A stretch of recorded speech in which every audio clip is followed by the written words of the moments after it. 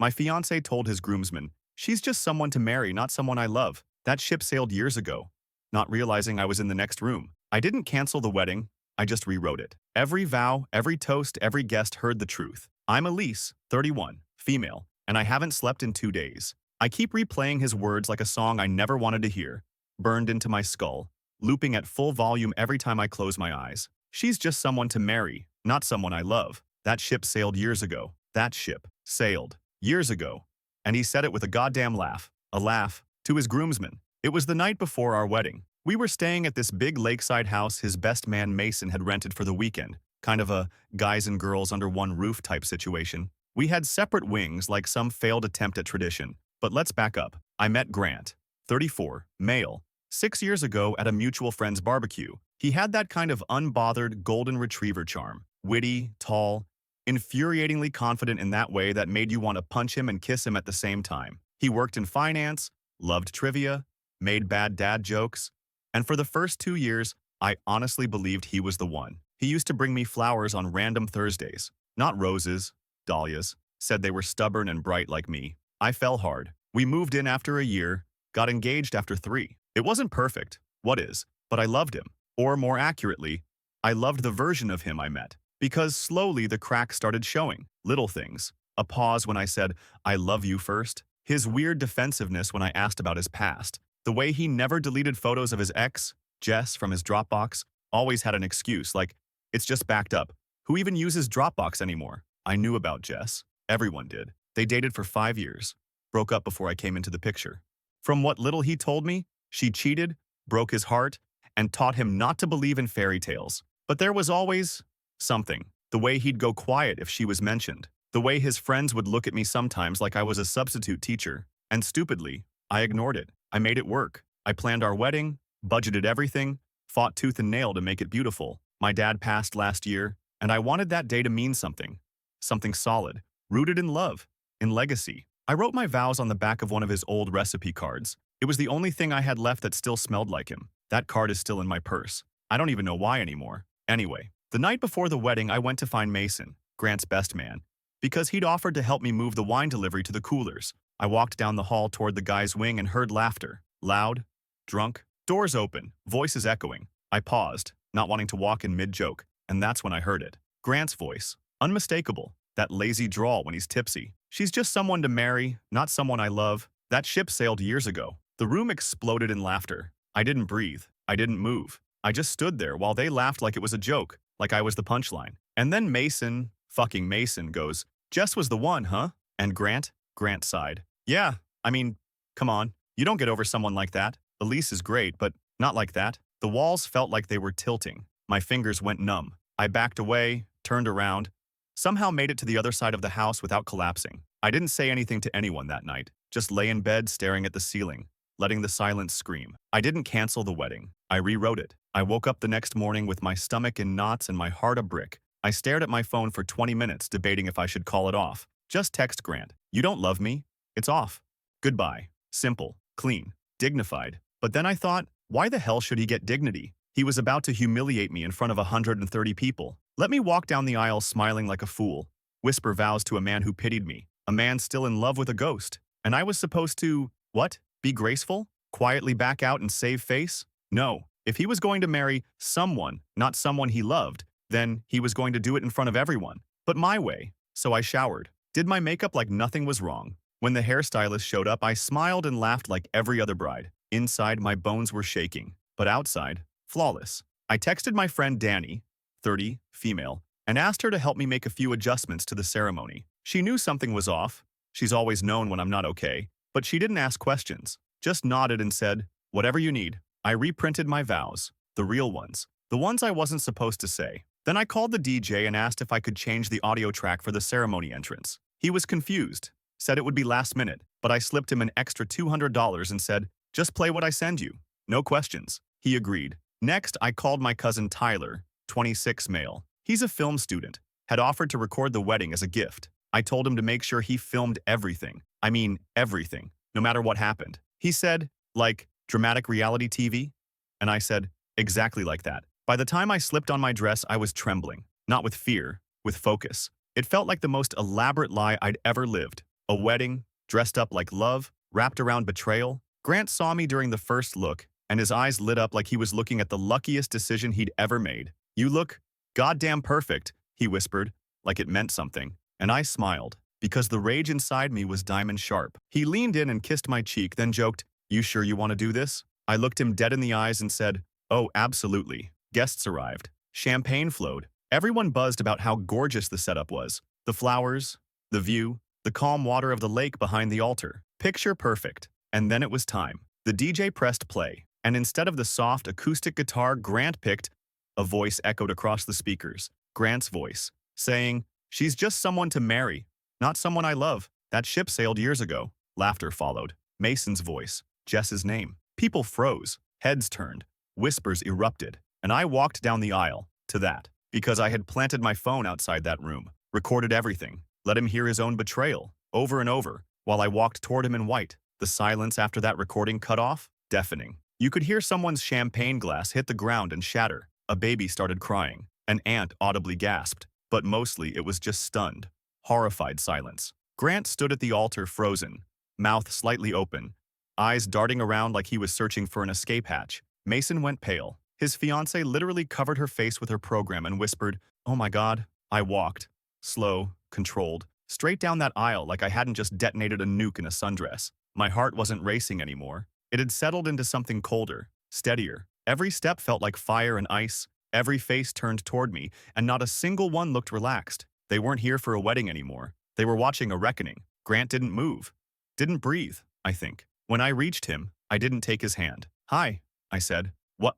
Elise, what the fuck was that?" he whispered. I turned to face the crowd. That, everyone, was a clip from Grant's bachelor night, recorded by accident. I was in the next room trying to find the guy I was going to marry, and instead, I found the truth. Gasps.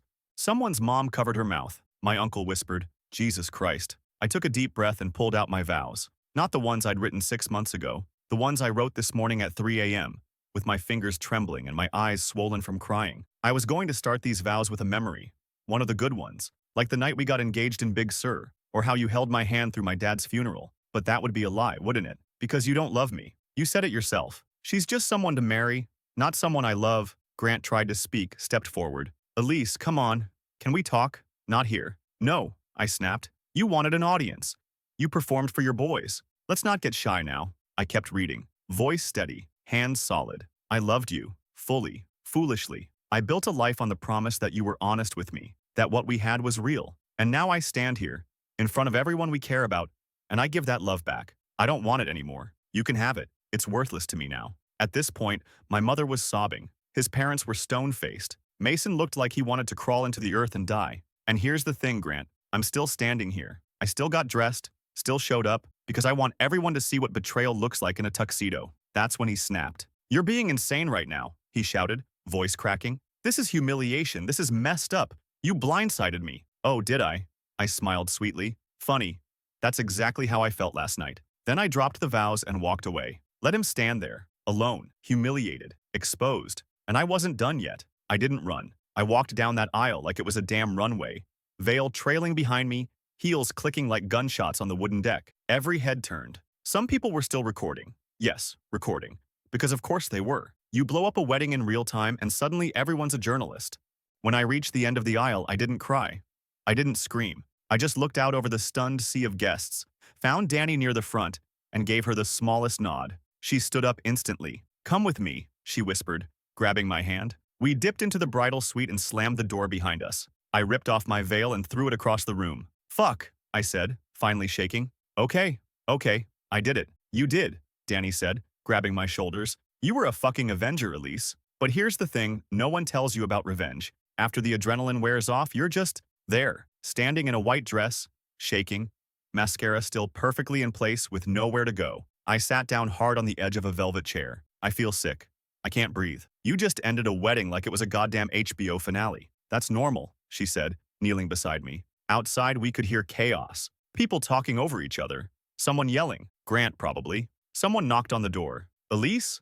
It was his mom. "Can we talk?" Danny opened it a crack. "Now's not a good time." "Please, honey," his mom said, voice trembling. "We didn't know. We had no idea." I called out behind Danny. "I believe you." And I did. His parents looked just as blindsided as everyone else. But then came the second knock. Harder, louder. "Elise, open the door," Grant's voice. Angry now, I stood up, wiped my eyes, and stepped in front of Danny. "It's okay." I opened the door, and there he was. No tie, jacket off, hair a mess. He looked like every insecure man who's just realized his mask slipped in public. "You're proud of this?" he hissed. "You embarrassed me, my family, my friends. You recorded me without my consent." "Grant," I said quietly, "you said you didn't love me. You humiliated me before I even walked down the aisle. Don't you dare act like the victim. You could have just talked to me." "Oh, you mean like I tried to do last week when I asked if something was wrong and you brushed me off? Or when I said I felt like I was competing with a memory and you laughed it off? Was that a good time to talk?" He opened his mouth, closed it. I continued. "You told your groomsmen I was just someone to marry. And guess what? Now you're not marrying me. You're just someone who got left at the altar." He lunged forward like he was going to say something else. Maybe beg, maybe scream. But Mason appeared behind him, looking like he'd aged 10 years in 20 minutes. "Dude," Mason said quietly, grabbing his arm, "you need to stop." And then came the best part. I walked past him, out of the room, out of the house. I got in the car Danny had already pulled around. She drove me away from that disaster in full wedding glam, and we didn't say a word for 10 minutes, until finally she said, "So, what now?" And I smiled, just a little. "Now? We rewrite the whole damn reception. Update 1. Okay, wow. I did not expect this post to blow up the way it did. My phone's been vibrating like a chainsaw since I posted. First off, thank you to everyone who commented, messaged, or just yelled "Yas" into the void. Some of you made me laugh for the first time since all this went down. Top comment was, "You didn't cancel the wedding. You converted it into a TED Talk about self-respect." I read that while eating leftover cake in my sweatpants and nearly choked. Iconic. Some people were worried, asking if I'm safe, if Grant tried to retaliate, if I got sued for recording him. So here's the follow-up. No, I'm not being sued. Texas is a one-party consent state. I Googled the hell out of it. And before anyone asks, yes, I checked that law before uploading the clip. I'm heartbroken, not stupid. Yes, the full video went viral. Tyler, my cousin the film student, made an artistic cut and uploaded it with cinematic flair. Black screen. Then, "She's just someone to marry, not someone I love." Then my entrance. Then my vows. He titled it, "The Wedding That Wasn't, a Love Story in Reverse." It has 2.3 million views. Reddit, TikTok, Instagram, everywhere. Someone synced it to Billie Eilish and called it anti-bride goals. I've been called everything from an icon of female rage to a cold-hearted witch. Thanks, Cheryl, from Facebook. Grant's been spiraling. After the video blew up, he posted some 1,000-word Facebook rant about public humiliation and emotional abuse, claiming I edited the audio to frame him. Mason shut that down immediately, posted a comment that just said, "I was there. She didn't edit anything. Sit down." I've heard through friends that Grant's lost a few clients at his firm. Apparently, when you're a relationship manager and your own wedding becomes a viral example of emotional manipulation, people get nervous. Oh, and Jess, the ex he never got over? She messaged me. Yeah, her DM said, "I broke up with him 6 years ago because he lied to me constantly and gaslit me about everything. I don't know what you saw in him, but girl, I'm sorry. You deserved better." So that was validating. Anyway, I'm staying with Danny for now. She set up a spare room with fairy lights and a mini fridge stocked with White Claw and string cheese. She said it's a safe zone for emotional turbulence and petty victories. I haven't spoken to Grant directly since that day. He tried calling a few times, then texting. First it was guilt, then rage, then, get this, he actually wrote, "You ruined everything. I still could have loved you eventually." Eventually. Like love was some Costco delivery window he just hadn't scheduled yet. That text made me laugh so hard I cried, and then I stopped crying and blocked him. So yeah, I'm okay, more than okay. I'm pissed, I'm empowered, and I've got one hell of a plan for what should have been our honeymoon weekend. Because just when he thought the damage was done, he forgot. I still had the microphone at the reception. I showed up to the reception. Yep, still in the dress, hair starting to wilt, lipstick a little faded, heart held together with sheer spite. Danny tried to talk me out of it. "You already torched the ceremony," she said. "Do you really want to show up and twist the knife?" Yes, I did. Because Grant humiliated me in private. I told the truth in public. But the reception? That was our stage. The one I paid for. The one my father would have given a speech at. The one filled with people who deserved to know exactly what kind of man they were celebrating. The venue staff looked stunned when I walked in. The wedding planner whispered, "Should I cancel the playlist?" I smiled. "No, we're keeping the music, just switching the theme." The place was still full. Most people had stayed. either because they wanted to support me or they just couldn't look away from the train wreck. Fine by me. I walked straight up to the mic. Tink, tink, tink. Champagne glass. The room fell quiet again. I want to thank everyone for being here today, I began. I know this isn't the reception you expected. Trust me, it's not the one I dreamed of either. But since we have the food, the music, and the open bar, why waste it? Polite laughter. Confused glances. I've always hated the idea of pretending. Pretending things are fine when they're broken. Pretending someone loves you when they really don't. I looked straight at Grant's college roommate, one of the loudest laughers from the bachelor night. He turned red and looked away. So tonight, we're not celebrating a marriage. We're celebrating freedom, honesty, and the strength to say, no, I deserve more. Then I raised my glass. To every woman who's been someone's second choice. To every man who's had to beg for the bare minimum.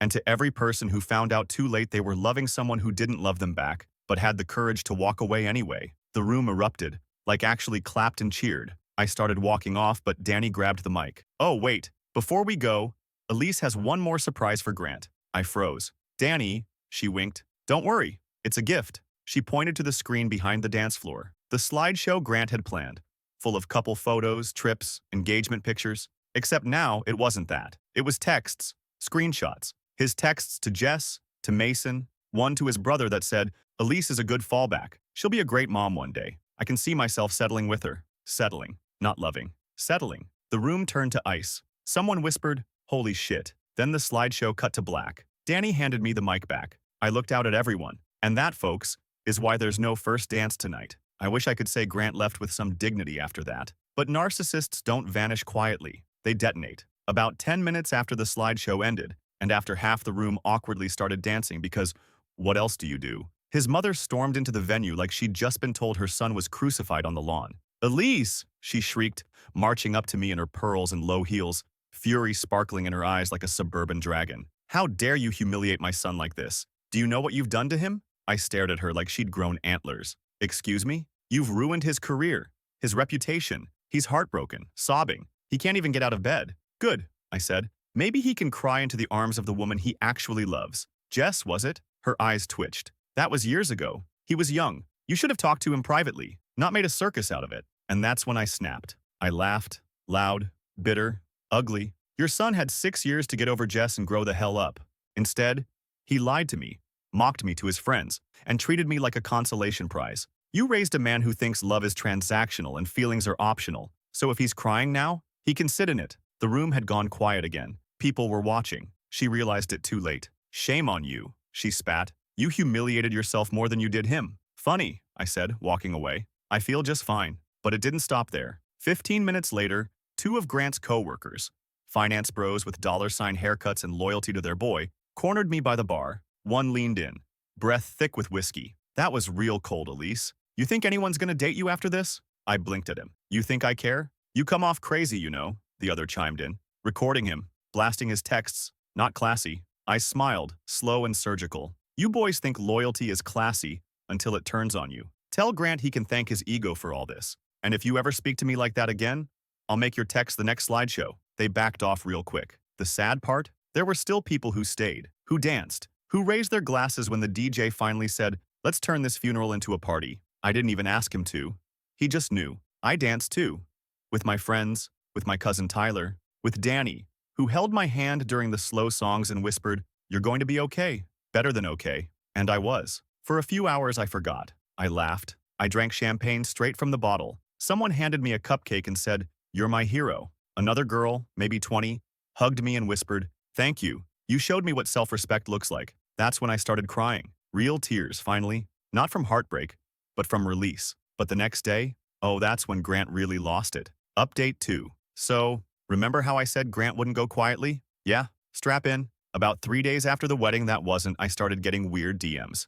At first, it was random burner accounts calling me a bitter bitch.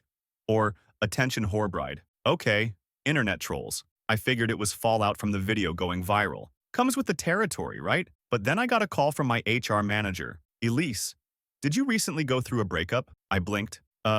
Sort of? I guess you could say that. Well, someone sent a very detailed complaint alleging emotional instability and harassment at work. They also sent a link to your wedding video and claimed you've created a hostile environment. Y'all, Grant tried to get me fired. The man humiliated me in front of 130 people, got caught on audio saying I was just a warm body to marry, and now he was trying to paint me as unstable because I refused to go quietly. Luckily, my HR team is solid. I work in education tech. Lots of women, lots of empathy, lots of, holy shit, I saw that video and you're a queen. The complaint didn't go anywhere. But the fact that he tried, that's when I realized this wasn't just about ego. It was about punishment. Because narcissists don't feel remorse. They feel embarrassed. And they don't apologize. They retaliate. So I did what I always do when men underestimate me. I documented everything. Screenshots, timestamps, the DMs, the fake accounts, even a copy of the complaint sent to my employer. Tyler, God bless his film student brain, helped me trace one of the burner emails. Spoiler, it linked back to an IP address in Grant's condo complex. Dumbass didn't even use a VPN. I could have gone to the police. I didn't. Instead, I went public. I posted one photo, just one, me, in the dress, champagne in hand, middle finger up, caption. When your ex-fiancé tries to ruin your job because you exposed his lies, but you still have PTO and a better credit score. It got 400K likes. That same day, I got a message from Jess. Again, he did the same thing to me. I just didn't have the guts to expose him. You did what I never could. I'm proud of you. Let me know if you need a witness. I screenshotted that too, just in case. And then came the best part. Someone, don't know who, but I have suspicions, sent the video to his firm's HR department. Not me. I didn't lift a finger. All I know is, 2 weeks later, Grant updated his LinkedIn. Currently seeking new opportunities, which is finance bros speak for. I got canned. Funny how karma doesn't need a mic drop. Sometimes it just needs receipts. After everything. After the ceremony bombshell, the reception roast, the viral explosion, the failed revenge campaign, I had one last thread to tie off. The gifts. You see, a lot of our guests still brought wedding presents. Cards, checks, monogrammed towels with E and G embroidered in gold thread. One of my aunts even gave us a Vitamix and a note that said, "For a long and healthy life together. Lol. Thanks, Aunt Claire." They were all stacked in the back room at the venue, untouched. And legally? Well, since the wedding never technically happened, and Grant never signed any sort of prenup or documentation tying him to those gifts, I could have argued half were his. But I wasn't about to split a damn thing with a man who called me a fallback plan. So, I did something petty. Petty and poetic. I took every single item home, sorted them into 3 piles. 1. Keep, for stuff I actually wanted. Donate, for shelters, couples who actually love each other, or just anyone not named Grant. 3. Return to sender, but not in the way you think. For that third category, I wrote custom cards. Handwritten, personalized. Each one began, "Thank you so much for your generous gift." Unfortunately, the wedding was canceled due to a conflict of character. Then I added a line tailored to the person.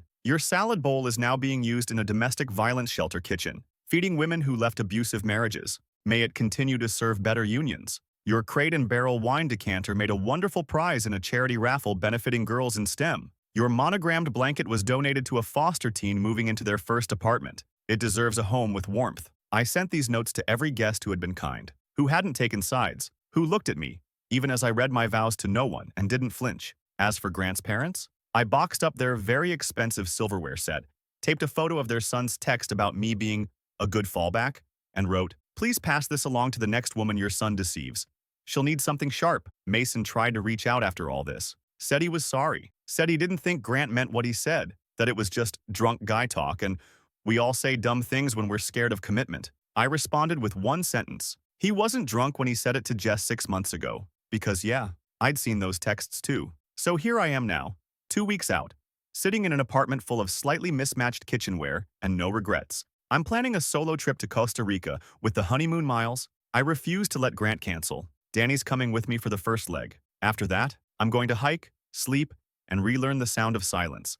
The kind that doesn't mean betrayal is waiting on the other side of the wall. And Grant? Well, he's still unemployed, still blocked, still spiraling, I'm told. Exactly 1 month to the day after the wedding. That wasn't, I sent him a gift. I debated it. I really had. I was almost ready to let it go, to just move on, to pretend he didn't deserve the last word. But then I found the letter. See, during the chaos of moving out of our shared apartment, I found something tucked in the back of Grant's desk drawer, behind old receipts and empty watch boxes. It was a letter, folded, yellowing slightly, addressed to Jess. No envelope, just forgotten.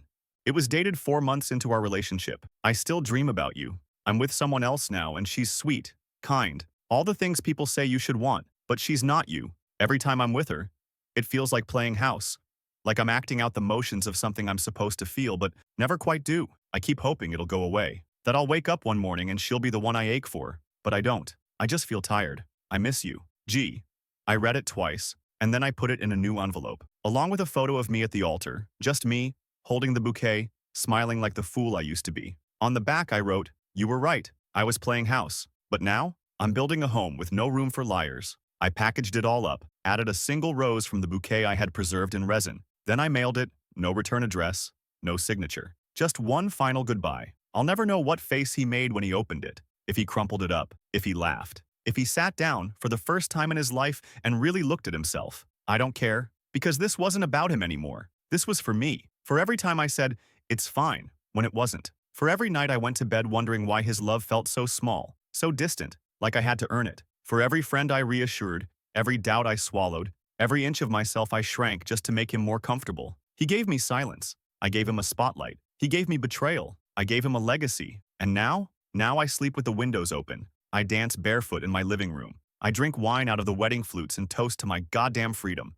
He was right about one thing. That ship did sail. But what he didn't realize was, I built a new one, and I'm sailing it alone, towards something honest, something wild, something real. Bon voyage, Grant.